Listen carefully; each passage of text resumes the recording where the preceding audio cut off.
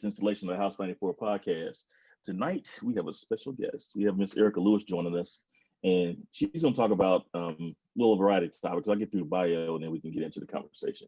But Erika Lewis' superpower is in creating spaces of joy.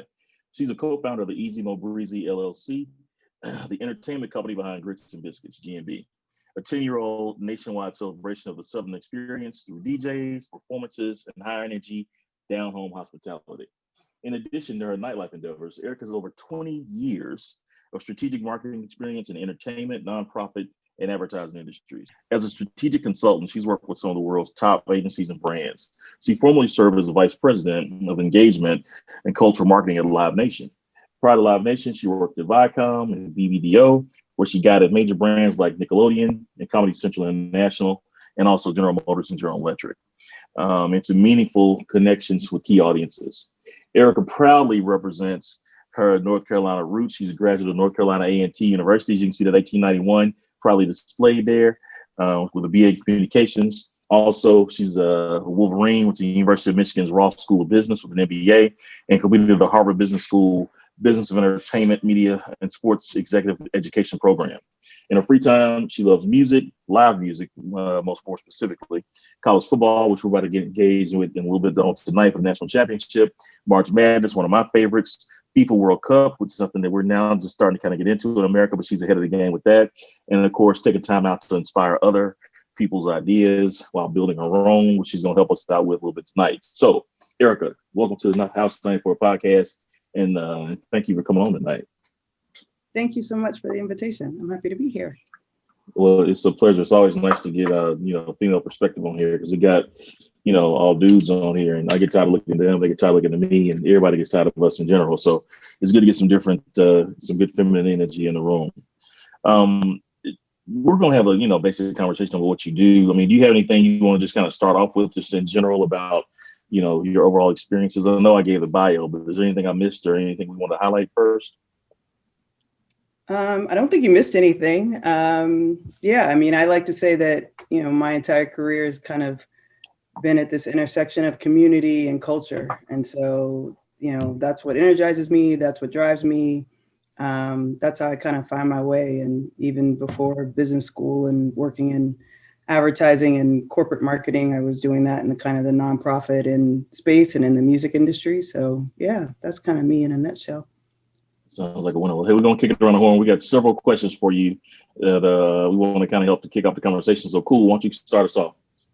Hey, man, again, thank you for being here. But I got a kind of a two-part question, right?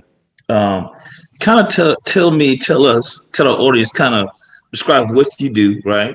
And then what was your path for you to get there to doing what you're doing right now? Yeah. So, like I said, I mean, I'm kind of in that space of community and culture, but I've done it a lot through kind of marketing and creative strategy. So what that means is really trying to understand, it's about branding, right? So understand right.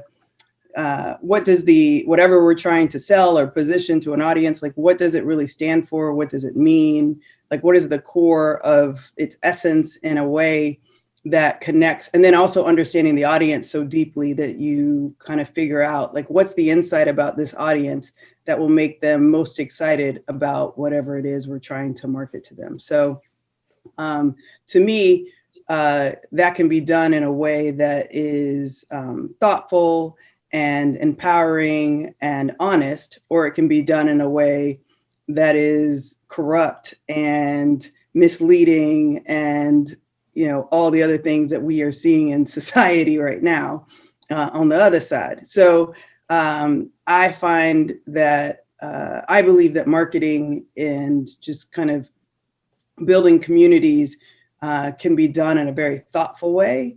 And I think no matter what it is you're marketing or what it is you're putting out in the world, if you do it from a place of understanding not only of the product, but of the audience in the truest form, in a way that you can enhance their lives. You can actually make people aware of things that they didn't even know that they needed, and make their lives better in the process. I've been saying this a lot recently, but I think coming out of last year or last summer, and all the corporate attention that is given towards diversity and inclusion right now.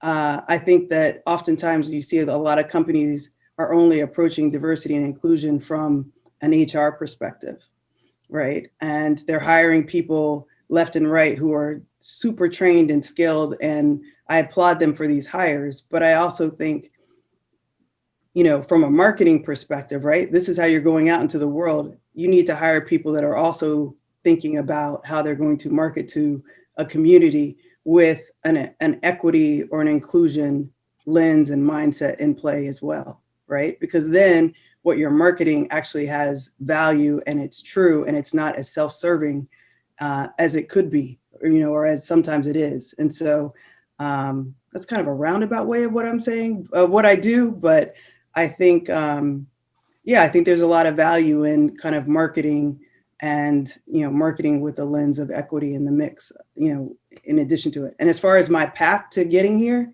yeah, it was completely. Hang on, let me stop you for a second. Yeah, please. Can I stop you for a second? I like something you said. I wanted to just ask you to expound on that a little bit, because you were talking about diversity and inclusion and how that usually manifests itself just in HR, strictly like hiring, right? But it doesn't actually manifest itself in the company doing things to actually engage different communities. Can you talk a little bit more about that? Because I think we all think about diversity and inclusion and just hiring practices, not actually marketing to Black people or the people of color, or actually having business practices that will benefit others. Is that what you're getting at? Yeah, I mean, I think diversity and inclusion is not only the recruiting, but then it's also the retention, right? And then I think because ultimately, look, all of the research tells you if you have a more diverse workforce, it is good for business, right? Right. So these companies understand that, and then they go out of their way to hire, a Black person in this department and a Black person in this department and whatever. But then you often find that, especially in the middle management level, these Black employees don't stay, right? They don't, because they get on the inside and they don't feel as if they belong, or they don't feel as if their voice is being heard, or they don't feel as if, they really can make change. And so they leave because they're talented and they should leave.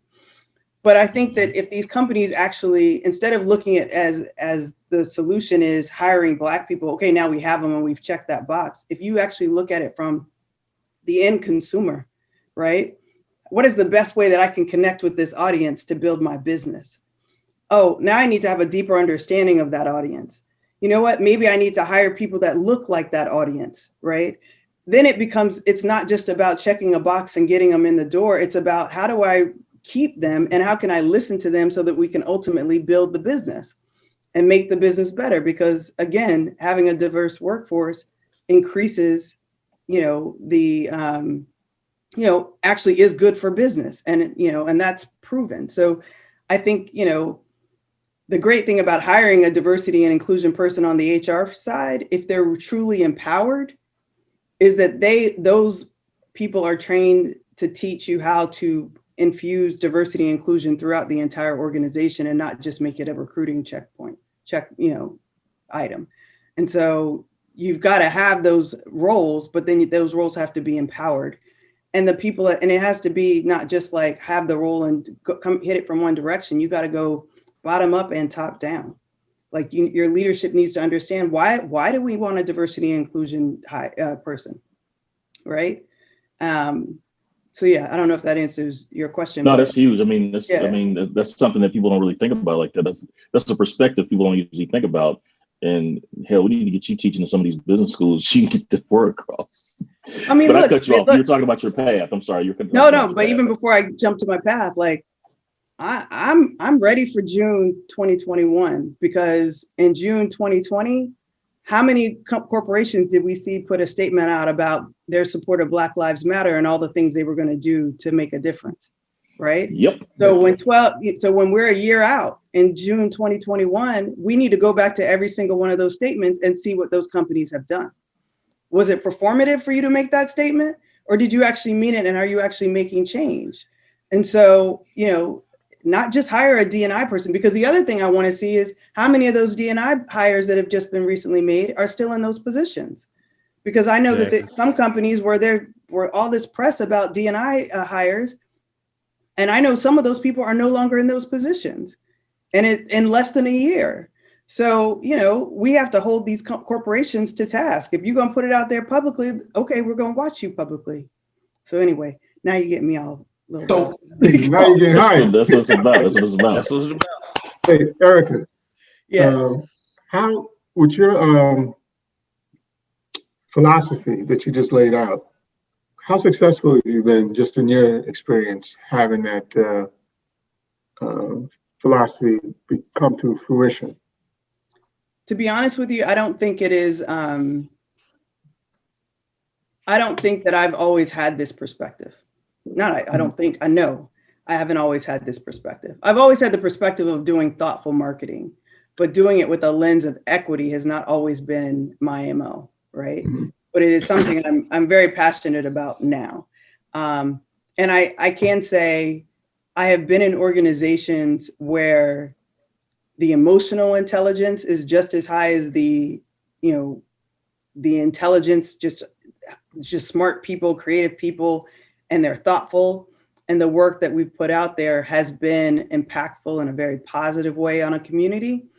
But I've also been on the other side. I've been in organizations, and we all know that the more senior you get in an organization, sometimes the lonelier it can be, and historically I've worked in media and entertainment. So, a diverse audience is a huge support. It's the driver of the culture.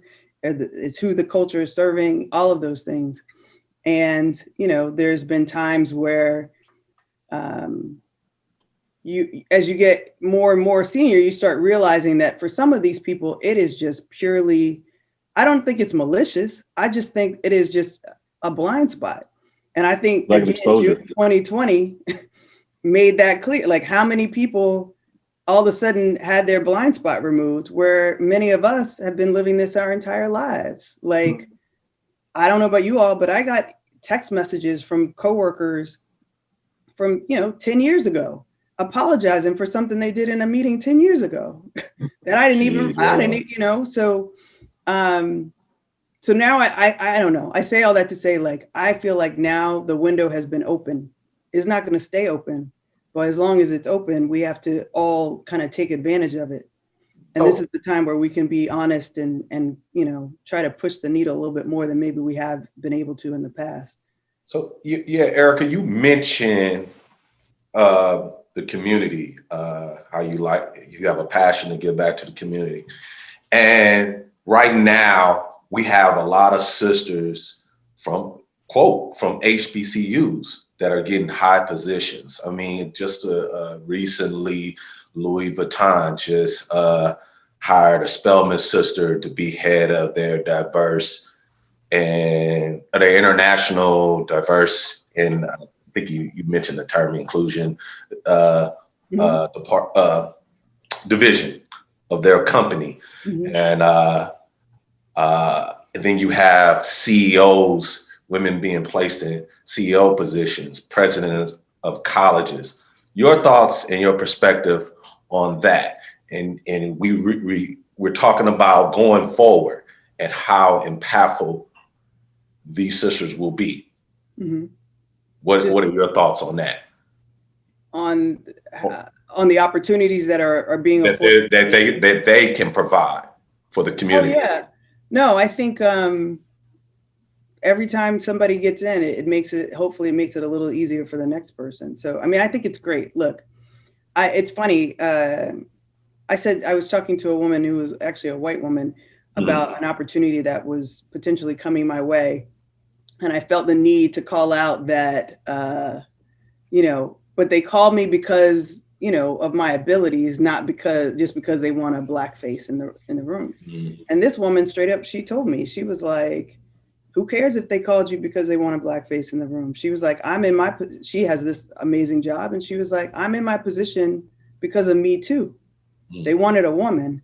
And so but now that I'm in here, I'm making sure a whole bunch of other women get in here. And so I feel like, again, it's a window. If we are getting these, I mean, mind you, everyone that's getting, these big positions, they're deserving of it. They've done the work, no doubt. And so the fact that they are finally getting their just due, I think is amazing.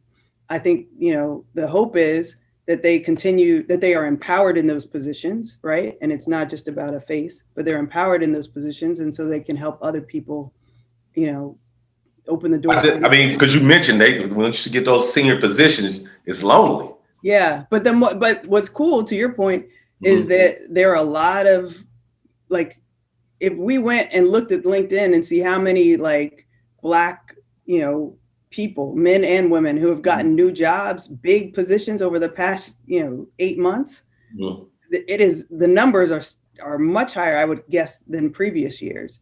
And so hopefully it is not as lonely, because there's a number of us that are getting these positions at the same time. And then hopefully we can, kind of keep each other, like as a herd, kind of bring more people in and keep each other in our position. So nobody, loses their step, and we can kind of move the ball forward. So Erika, that question had me thinking prior to this, in reading your bio and what you've accomplished, as how's that affected? And I guess you're going to get into it when you get into your path. Your gender and race, how's that played a role in your professional career and your entrepreneurial pursuits?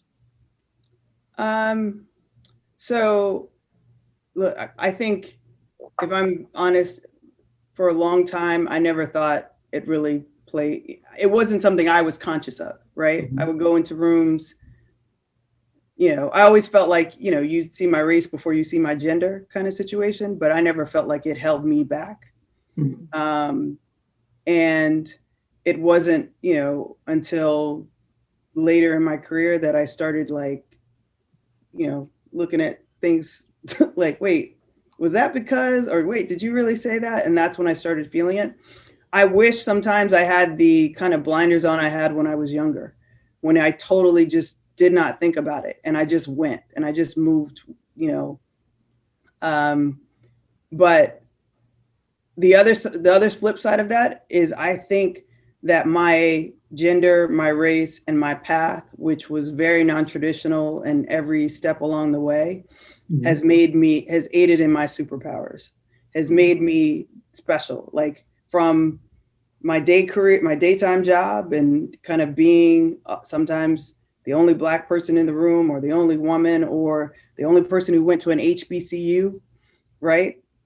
That gives me a perspective that I can bring into a conversation that, other folks don't have.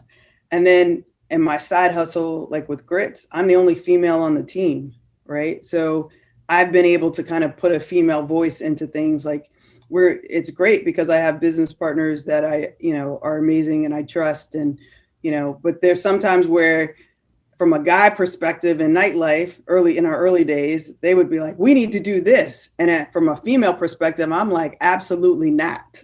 Like, we're not doing that, right? So it's just, flash of cash is not viable, brother. We're not putting that sign up in the whatever. Yes, whatever.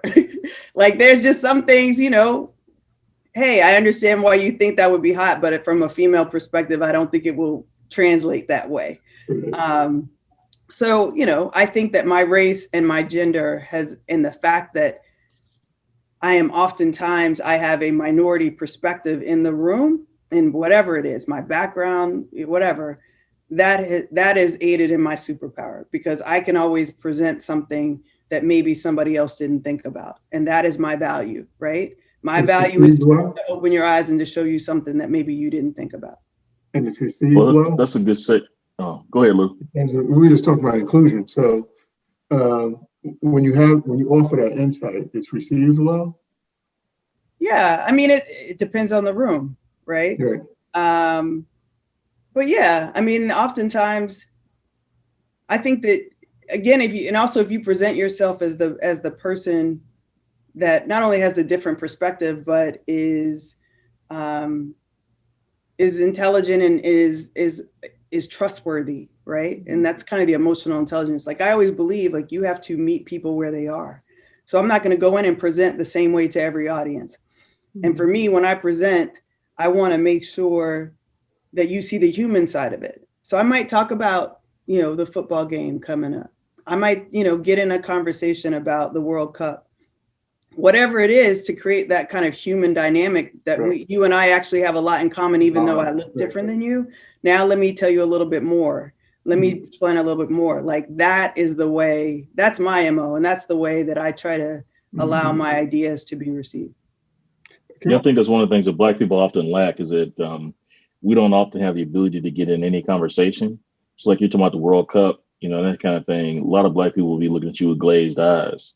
But, you know, in the workplace, we're talking about the World Cup. It's like, oh, that can kind of get you kind of into the relaxed conversation, which makes it easier for you to be in a serious conversation. At least that's what I found.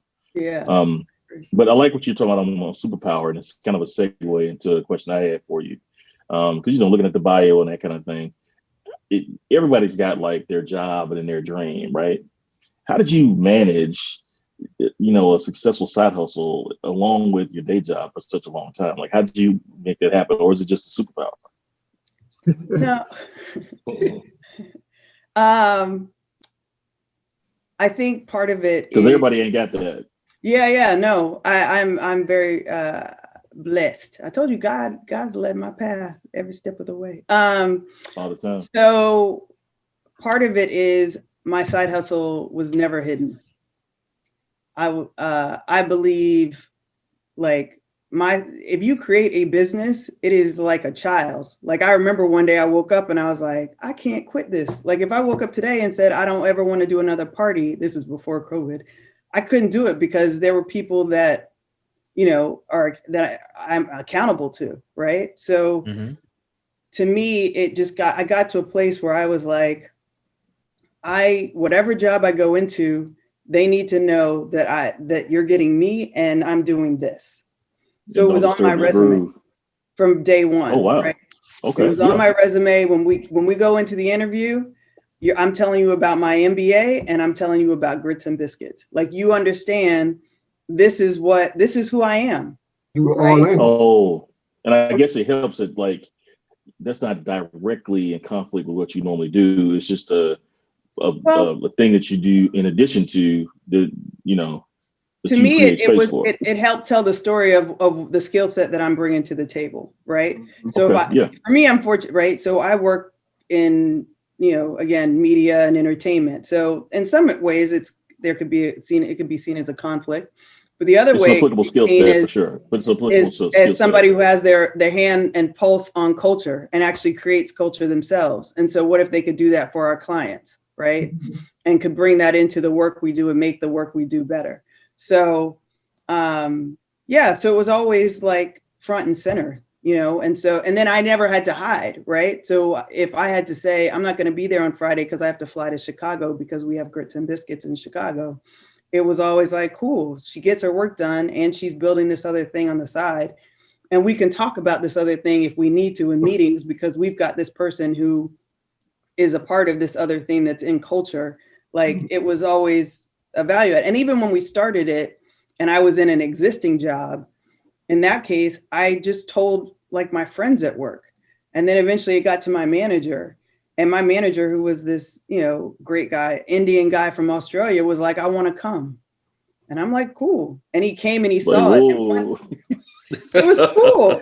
But once he came and he saw it, he then became an advocate for it inside the company. So he started telling like the C-suite people about, there's this girl, Erika, on my team, and she's got this thing. And then they came to me and was like, can we hire your team to do a project for us? So so it's just like, to me, the best thing is when you can be fully yourself and bring all parts of yourself to what you do, because you're going to spend a lot of time in that office. So why not like have all parts of you front and center? Not that you have to tie everything together, but I think working in places where they understood that I had this other business gave me the space and leeway to do both things in the time in which I wanted to do them.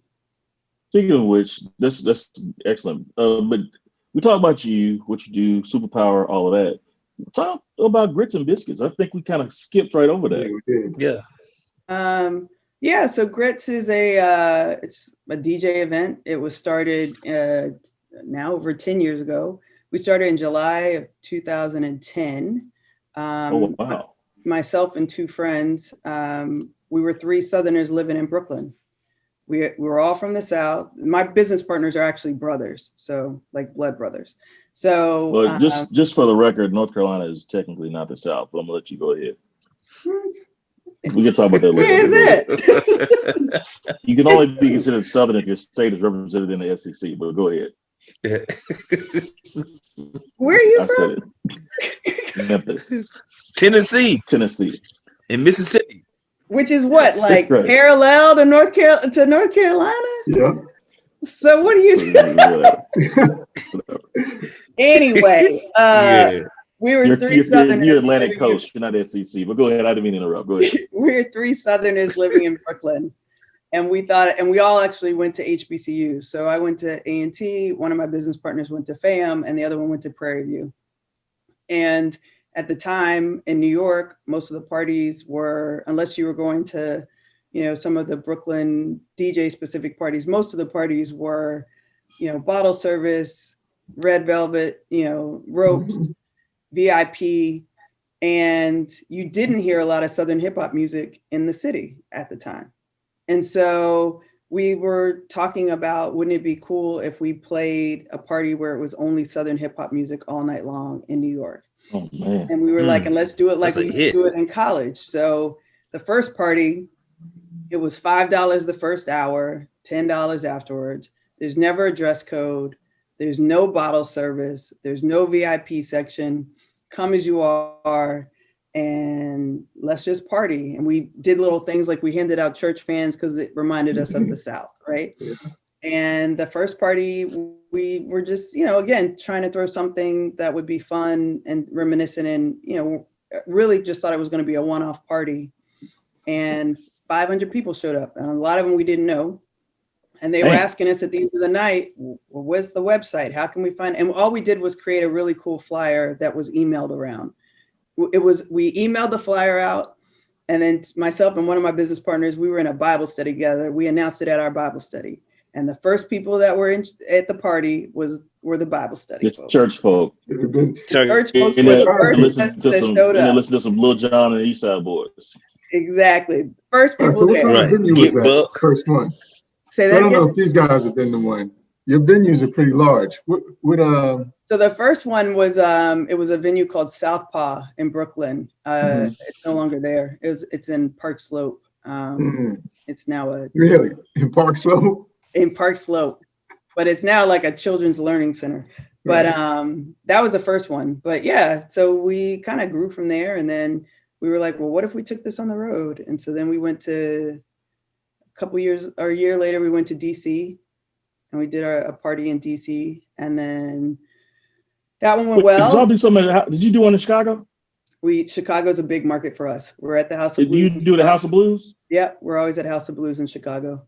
Yeah. Yes. Yeah. I know some people who have gone to that. Yeah. I think I might actually have gone to one because I think there was a Grits and Biscuits before, like a Erika Badu concert one time that I was at, or something like that. Yeah, we've done Chicago for many years. That's one of our strongest markets. We were very fortunate because New York is such a transient city that people would come to the party and then they would move, and then they would email us and say, please bring the party here, because it would totally work in Chicago. And so that's how we kind of took it on the road based on where people would ask us. And then we were fortunate to get into a tour deal with Live Nation, so we expanded. So at one point we did one year we did 30 shows.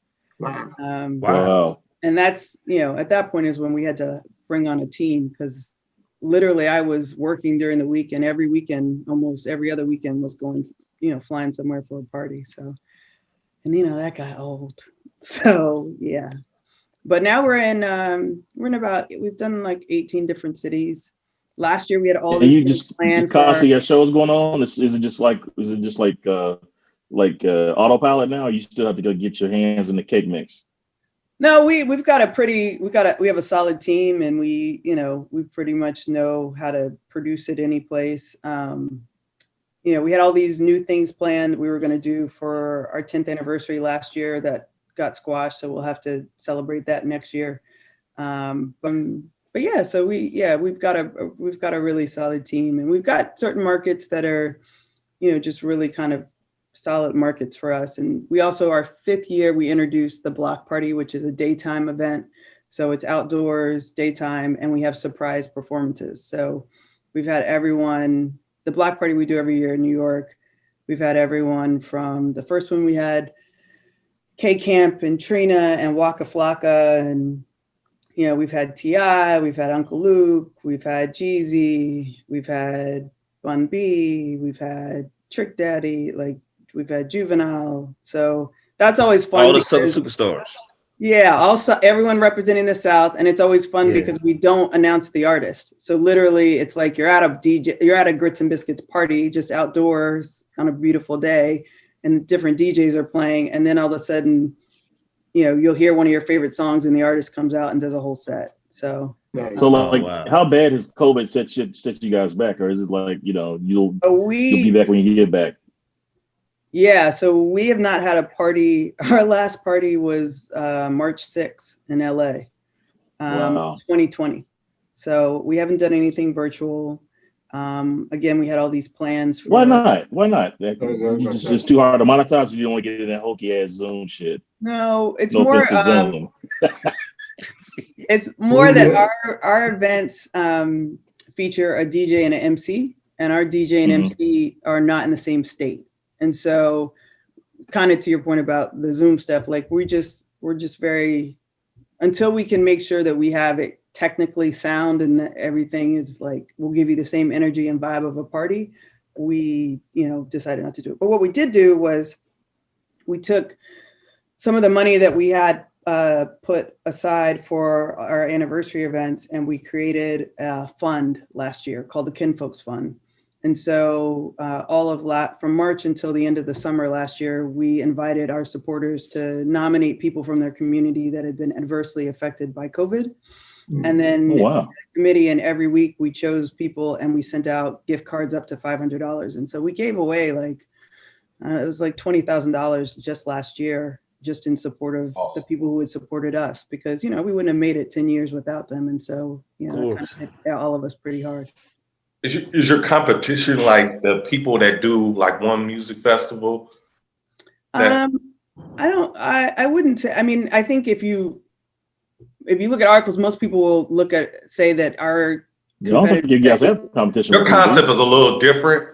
Well, it's more. There's other traveling parties, right? So Trap Karaoke travels, Henny Palooza or Duce Palooza, which was the name change.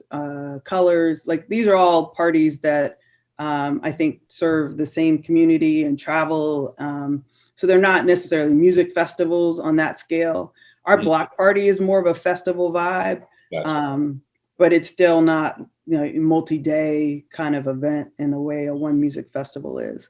Right. If you took like a city like Chicago, like on a typical Friday afternoon, Friday night, there's not an upscale type thing like that here. So when I remember, now that I'm thinking, when Grits and Biscuits was here, everybody was like, yeah, we're going to Grits and Biscuits. And Chicago's a big city, but it's like a small town. And there's just like not a lot to do for affluent Black people. So, and I think Indianapolis and Charlotte and a lot of cities outside of Atlanta and maybe DC, obviously LA and New York got their own thing, but outside of those areas, I think most of these cities have a drought in that space that y'all are filling probably quite magnificently. Yeah. I mean, I think, you know, now with more traveling parties, I think they're all kind of tapping into that same audience, which is good. But to your point, like there isn't a nightly event. So Charlotte is a huge market for us. Chicago's a huge market for us. Indy has grown into a huge market for us. You know, we've even done the party in the South, but it's funny because we did it in New Orleans, and we found out that it only really works for us in New Orleans during Essence Festival. We didn't have a lot of success when it wasn't Essence Festival. Right. But you know, Essence, half the people there don't live in New Orleans, you know, so you're kind of, because our brand travels, people who come in town have heard of it from when it traveled, you know, through their marketing. We're doing that. Yeah, exactly. But yeah, it's been interesting. It's been fun. Like it's totally, I mean, it's, you know, it's just something that's been organic in the growth. And the one thing we did after that first party, when, again, we didn't expect there to be a second party, we were just doing it for fun, is we got together and we were like, okay, we need to do a second one, but before we go any further, we need to write down our values. And I think because we did that is one of the reasons we've had the success we've had for 10 years, because we are really just giving you this. It's a party people outgrow and new people come into it. But if you say they outgrow it? Oh, yeah. Yeah, with age. Yeah, it makes sense. Because You new age blood out always of coming in. Yeah, you age out of it. Some people So do. wait, does that mean I No, need no, to stop you're voting welcome. now? You're Some welcome. people don't. You're still welcome. And it's also funny because each, as you would imagine, each city has a different crowd. Like Chicago's the only city I know where people come to grits as couples on dates. Like they don't do that in like other cities. I guarantee you this. It's a lot of date culture up here. But if you see somebody in Chicago out with a lady, he love that bride for real. Yeah. He love that bride. He ain't leaving her alone nowhere. But it's but because we set our values from the beginning, no matter where you go, hopefully you will get the same vibe, right? Hopefully the party and what we're offering is exactly the same. So I'm Erika, self-conscious now, man. I'm like, dude, am I like the old dude in the club? You know what I'm saying? You're welcome. Erika, is it like a partnership when you go to these cities? Do you partner up with promoters or organizations, sponsorships? How do you guys, what's your model for that? Or is it just you guys have just created a following in those particular cities and you guys do your own promoting, marketing? Yeah, we do a lot of our own promotions, but in some markets we've you know, if it's a new market we're going into and we don't know it as well, or we don't know how to tap into the right audience, you know, our traditional audience, we'll, you know, partner with a local promoter. But for the most part, most of the city, I mean, we've been doing it for 10 years. So most of the cities that we're in, we've been in before. But it's interesting because sometimes, you know, we've had cities where first, you know, 4 parties, it's packed. And then all of a sudden it just loses the momentum in that city, you know, where we have other cities where the first 4, it's a slow build. And then it just, once it gets to a certain level, like it's just, you know, guaranteed every time we go. So, you know, we have to be, you know, kind of keep our eyes on tracking that as well to kind of figure out how to get the most out of it. Yeah. And I'm not trying to figure out your model, but I was just interested. I can't tell. So the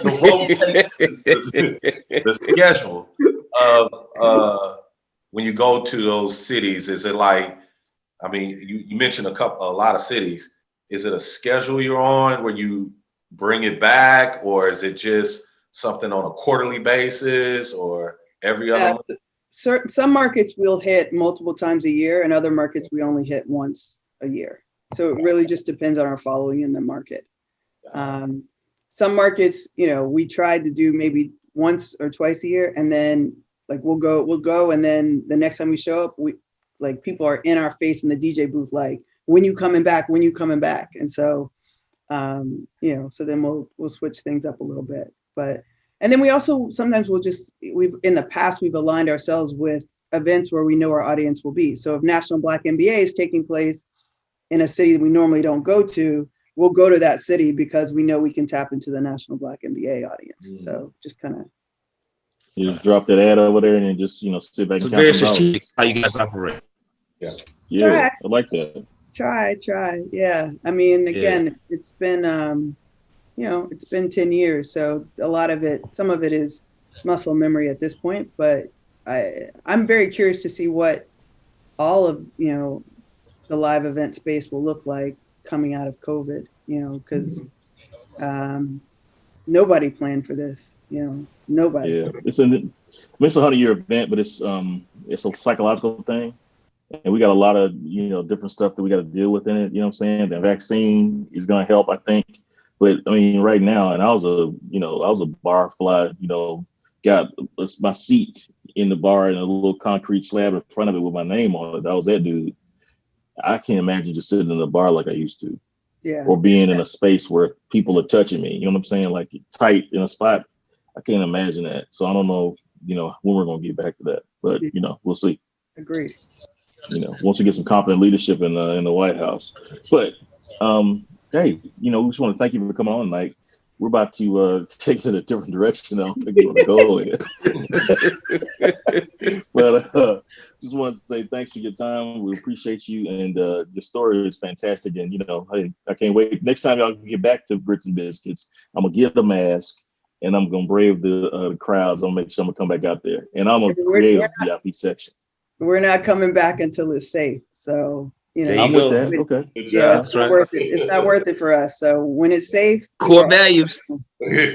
You are all welcome. We would love to have you. And yeah. Man, y'all should come to Atlanta. We were just in Atlanta. We were in Atlanta. Well, not just in it. One of the last parties we did were in Atlanta. We go to Buckhead Theater in Atlanta. Okay. Oh, you know what? I did. I remember saying that. We used to be at the one you came to, Lou, was at Center Stage. Yeah, Center Stage. You guys were that club at Center Stage. The Loft. Yeah. We used to do That's the where Loft. you guys. Yeah, and now we're at Buckhead Theater. Yeah, I didn't even know it was that, but that was one of them nights. Well, I hope you had a good time. Yeah. Oh yeah. Yeah. Well, guys, I really appreciate the invitation, and we appreciate you. It was great chatting with you all. This was fun for me as well, and I wish you all the best with this. I love everything I've seen so far, and we might have to get us an Aggie podcast to coincide. What's up? Speaking of which, since we don't yet have an Aggie podcast, go check out the house94.com, the House 94 podcast, IG, Twitter, YouTube, Spotify, Apple, all of that. Like, subscribe, give us your feedback, tell us what you want to hear about, and also, tell us how much you love us. So until next time, we out. Peace. Peace.